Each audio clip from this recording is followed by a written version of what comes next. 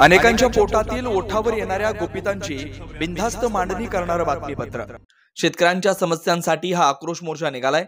या समस्या लवकरात लवकर सुटू दे, दूध उत्पादक शेतकऱ्यांना रास्त भाव मिळू दे। आज पुण्यात शरद पवारांच्या उपस्थितीत सांगता सभा होणार आहे। अनेक जण शेतकरी आक्रोश मोर्चाविषयी बोलतात। याचा परिणाम बघितला तर मुख्यमंत्री यांना शिवसंकल्प अभियान शिरूरमधून सुरू करावं लागतंय, हे आक्रोश मोर्चाचं यश आहे। मुख्यमंत्र्यांचे शिरूर मतदारसंघात स्वागत आहे, मात्र येताना कांद्याची निर्यात बंदी उठलीये, बिबट प्रवण क्षेत्रात 3 फेज लाईट दिले, दूध उत्पादक शेतकऱ्यांना सरसकट 5 रुपये अनुदान अशा पद्धतीचा निर्णय घेऊन शिरूर मतदारसंघात या आपलं स्वागत असेल। प्रत्येकाचा राजकीय पक्ष आहे, त्या पद्धतीने ते दौरे करतात। कोणीही राजकीय दौरे केले तरी शेतकऱ्यांचे प्रश्न सोडवण्यासाठी करा, अशी आमची भूमिका आहे। विरोधकांच्या भूमिकेतून आम्ही शेतकऱ्यांचा आक्रोश योग्य व्यक्तीपर्यंत पोहोचवला, हेच या आक्रोश मोर्चाचं द्योतक आहे। पंतप्रधान असं म्हणत असतील तर महायुतीचं नेमकं काय होणार? महायुतीतील घटक पक्षांना पंतप्रधानांचं हे वक्तव्य चिंता करायला लावणार आहे। मला निमंत्रण आलेलं नाही, मात्र दर्शनासाठी मला या निमंत्रणाची गरज वाटत नाही।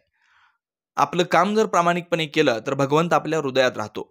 प्रत्येक गावात हा सोहळा लाईव्ह दाखवणार असतील तर त्याचं कौतुक आहे, मात्र हा सोहळा दाखवत असताना याला राजकीय रंग दिला तर राम भक्तांच्या भावना दुखावल्या जातील। या संदर्भात मला कल्पना नाही। याबाबत मी प्रदेशाध्यक्ष जयंत पाटील यांच्याशी बोलून सविस्तर माहिती घेईन।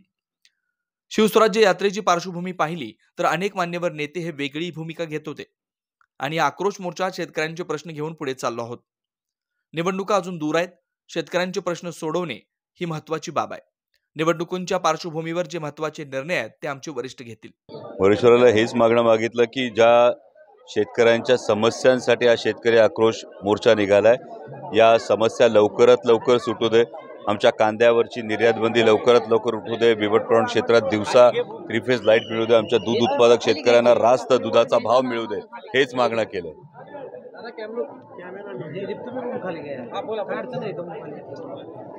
दादा, काय एकंदरीत आजचा 4था दिवस आहे, काय समारोप आहे, एकंदरीत कशा पद्धतीने असेल पूर्ण यात्रेचं नियोजन आणि कसं असतं? आज यामध्ये आता बारामती लोकसभा मतदारसंघातून पुन्हा शिंदवणे असेल, उरुळी कांचन असेल, लोणी काळभोर असेल, हडपसर करत हा शेतकरी आक्रोश मोर्चा जिल्हाधिकारी कार्यालयाला पोहोचणार आहे आणि जिल्हाधिकारी कार्यालय परिसरामध्ये देशाचे नेते आदरणीय शरदचंद्रजी पवार साहेब, खासदार संजयजी राऊत साहेब आणि माजी मंत्री बाळासाहेबजी थोरात यांच्या उपस्थितीमध्ये सांगता सभा होणार आहे।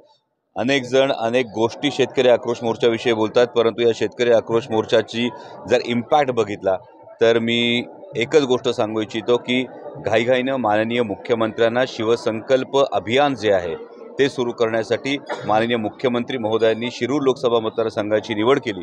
याबद्दल मी माननीय मुख्यमंत्री महोदयांचं मनापासून आभार मानतो आणि त्यांना विनंती करतो की आपलं शिरूर लोकसभा मतदारसंघामध्ये नक्कीच स्वागत आहे, पण आपण येताना कांद्यावरची निर्यात बंदी उठली आहे, बिबट प्रवण क्षेत्रामध्ये 3 फेज लाईट दिलेली आहे आणि दूध उत्पादक शेतकऱ्यांना सरसकट 5 रुपये अनुदान आहे, अशा पद्धतीचा निर्णय घेऊन आपण शिरूर लोकसभा मतदारसंघामध्ये या आपलं स्वागत। मुख्यमंत्र्यांतर टीका केली आहे, आक्रोश मोर्चाला गर्दीच होत नाही असं त्यांचं म्हणणं आहे।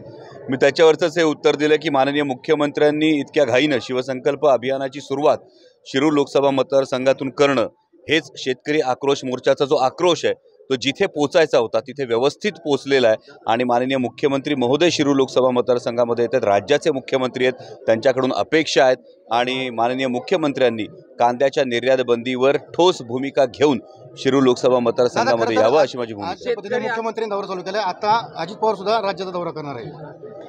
हे सगळ्यांना या ज्या गोष्टी आहेत, प्रत्येकाचा राजकीय पक्ष आहे आणि त्या पद्धतीनं वेगवेगळे दौरे हे करतायत, पण महत्त्वाच्या पदावर बसलेल्या व्यक्तींनी हे दौरे करताना हे नेमके दौरे केवळ राजकीय आहेत की जनसामान्यांचे प्रश्न सोडवण्यासाठी आहेत, हा जनतेच्या मनातला प्रश्न आहे आणि त्यामुळे राजकीय दौरा कोणीही जरी केला तरी आमची मागणी एवढीच आहे, शेतकऱ्यांचे प्रश्न सोडवलेले घेऊन आपण जर हा दौरा केला तर मला वाटतं जास्त महत्त्वाची भूमिका विरोधकांच्या भूमिकेतून आम्ही हा आक्रोश योग्य व्यक्तींपर्यंत पोहोचवला, हेच याचं द्योतक आहे। शेतकरी आक्रोश मोर्चाच्या माध्यमातून तुम्ही बारामती लोकसभा मतदारसंघात आला, शिरूर लोकसभा मतदारसंघात आला।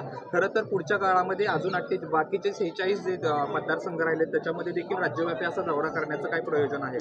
नक्कीच या पद्धतीने जो शेतकऱ्यांच्या ज्या समस्या आहेत, जनसामान्यांच्या ज्या समस्या आहेत, या समस्या जर सरकारला जाग येत नसेल तर सरकारला जाग करण्यासाठी नक्कीच या पद्धतीने यापुढे सुद्धा आयोजन करावं लागेल। पंतप्रधान म्हणतात की देशाला आघाडी सरकारची गरज आहे। गरज नाही त्यांचं म्हणणं असं आहे की एकीकडं भाजप सक्षम आहे आणि आता आघाडीची गरज नाही, देशाला जनतेने ठरवलं असं माननीय पंतप्रधान जर म्हणत असतील तर महायुतीचं नेमकं काय होणार, या महायुतीतल्या घटक पक्षांना पंतप्रधानांचं हे स्टेटमेंट नक्कीच चिंता करायला लावणार आहे. अयोध्येचं राम मंदिराचं उद्घाटन होते 22 तारखेला, तर त्याचं निमंत्रण आलेलं आहे. न्यासाकडून शरद पवार असतील, तुम्हाला वैयक्तिक पद्धतीने ते निमंत्रण आले का, तुम्ही जाणार आहात? अजून मला निमंत्रण नाही, पण रामलल्लाच्या दर्शनासाठी निमंत्रणाची मला गरज आहे असं मला वाटत नाही. जर माझ्या हृदयात राम आहे आणि त्या भावना जर मनात असतील तर देवाला केलेला नमस्कार हा जास्त महत्त्वाचा आहे. एक फार सोपं उदाहरण आहे.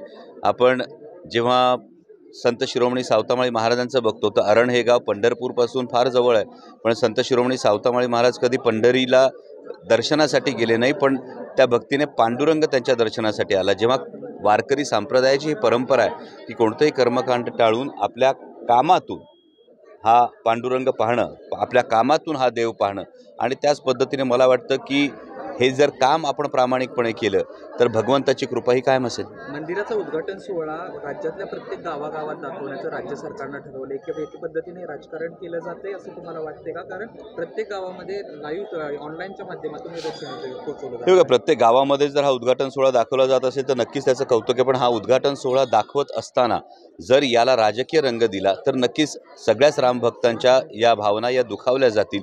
कारण अशा पद्धतीनं कोणत्याही देवाला राजकारणात गुंफणं हे कोणत्याही भक्ताला मान्य होत नाही. अजितदादांना अध्यक्षपद करण्यासाठी शरद पवारांनी एक बैठक बोलवली होती, असे काल जयंत पाटलांनी गौप्यस्फोट केला की अजितदादांना प्रदेशाध्यक्ष करायचं होतं, तर त्यानंतर ते दादाही गेले निघून त्यात. अशी बैठक बोलवली होती, कशामध्ये केलं? जयंत पाटलांनी केलं काल बोलताना एक ठिकाणी. कुठे? पवार साहेबांनी बैठक बोलवली होती अजितदादा. नाही, माझी या संदर्भात मला कल्पना नाही आहे, त्यामुळे मी मान्य प्रदेशाध्यक्षांची नीट माहिती घेऊन यावर भाष्य करणं उचित ठरेल. याआधी संघर्ष आपला याआधी शिवरायांची यात्रा झाली, आता ही यात्रा झाली. काय दोन यात्रेमधला फरक आहे? काय एकंदरीत बारामतीमध्ये दोन यात्रेमध्ये काय वेगळे? नक्की शिवस्वराज्य यात्रेच्या वेळची जर पार्श्वभूमी आपण बघितली तर शिवस्वराज्य यात्रेच्या आधी अनेक मान्यवर नेते हे 2019 लोकसभा निवडणूक झाल्यानंतर अनेक मान्यवर नेते हे वेगळी भूमिका घेत होते, आपण पाहिलं होतं. आणि शिवस्वराज्य यात्रेने सगळ्याच नेत्यांनी जी ताकद लावली, कार्यकर्त्यांनी ताकद लावली, त्याने एक मरगळ जी होती ती झटकण्याचं काम त्यावेळी केलं होतं. शेतकरी आक्रोश मोर्चा मात्र सर्वसामान्य शेतकऱ्यांच्या व्यथा वेदना सरकारपर्यंत पोहोचवण्यासाठी आहे. आणि माननीय मुख्यमंत्री महोदय जर शिरूर लोकसभेमध्ये पहिली शिवसंकल्प त्यांच्या अभियानाची जर सभा घेत असतील तर मला वाटतं हा शेतकरी आक्रोश राज्याच्या प्रमुखांपर्यंत पोहोचला. आता राज्याच्या प्रमुखांकडून अपेक्षा आहे की आमच्या कांद्याच्या निर्यात बंदीविषयी महाराष्ट्र सरकार काय धोरण घेणार. बिबट प्रवण क्षेत्रामध्ये आमच्या शिरूर लोकसभा मतदारसंघामध्ये जी येत आहेत, इथं बिबट्यांची संख्या 400 ते 500 आहे. दररोज हल्ला होत आहे. आता तर शहरी भागात सुद्धा बिबटे, आमच्या चिखली परिसरात सुद्धा बिबटे आढळलेले आहेत. तर या बिबट प्रवण क्षेत्रामध्ये दिवसा 3 फेज लाईट देणार का, ही माननीय मुख्यमंत्री महोदयांकडून दुधाला रास्त सरसकट अनुदान देणार का, या सगळ्या अपेक्षा माननीय मुख्यमंत्री महोदयांकडून आहेत. महाविकाकडून काल एक बैठक झाली त्या जागा फॉर्म्युला संदर्भात, आणि शरद पवार गटांकडून ज्या जागा त्यांच्या आहेत त्याही मागण्यात आलेल्या आहेत. त्या शिरूरची जागा आहे. कोणाकडून? महाविकाकडून. शरद पवारांनी ज्या जागा आहेत राष्ट्रवादीच्या ते मागितल्या सगळ्या, कारण काल काँग्रेस आणि शरद पवार गटाची आणि उद्धव ठाकरेंची बैठक झाली, त्यामध्ये शरद पवारांच्या जागा त्यांच्या स्वतःच्या त्या मागितल्या सर्व. तर शिरूरची जागा आहे, त्यामुळे तर काय वाटतं सगळ्या फॉर्म्युल्यामध्ये काय होईल? महाविकास आघाडीने हा जो शेतकरी आक्रोश मोर्चा काढला याला मिळालेला प्रतिसाद आपण बघितला. निवडणुका अजून दूर आहेत, शेतकऱ्यांचे प्रश्न सोडवणं ही महत्त्वाची बाब आहे, आणि जागा वाटपाच्या बाबत जे काही निर्णय ते आमचे वरिष्ठ नक्कीच घेतील. बेधडक निर्भीड बिनधास्त मांडणी करणारा खबऱ्या लाईव्ह.